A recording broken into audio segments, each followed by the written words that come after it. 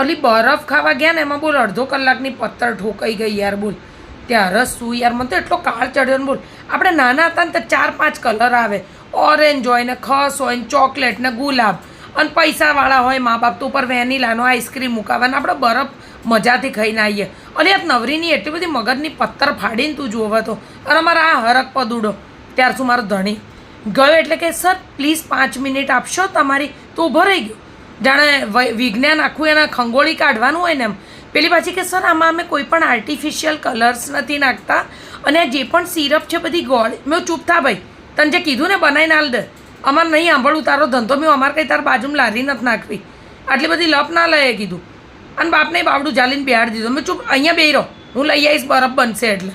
ત્યારે શું યાર, અને અલી બરફની રીતે સારો લાગે. અલી તું જો તો આખા ગામનો ઉકેડો કર્યો, અંદર રબડી નાખીને ઉપર પાછા ખજૂરના કટકાન, ખારેકના કટકાન, કાજુ.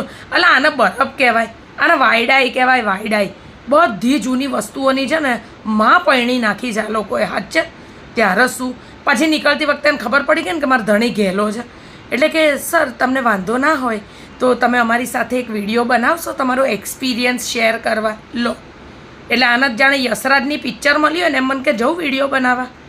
મેં કીધું આંખના ઈશારામાં સમજી જાઓ અને ઘર ભેગી ના થાવ, નહીં તો ફરી વાર છે ને ફ્રીજમાં બરફ જોતાય બીક લાગે ને એવી હાલત કરીશ મેં તમારી.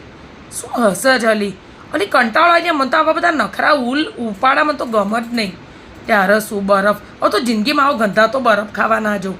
ત્યારે શું બરફ તો નાની લારીઓ પર ખાઈએ ને ઓરિજિનલ બરફ, એ મજા આવે ચૂસકી લઈને.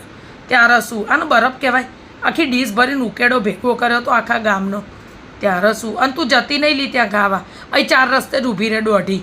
અને આપણા ઇન્ટરવ્યૂ ના લે, ધણી ના જ લે. ખબર હોય ને કે આ બધા ઘેલી ના હોય. ત્યારે શું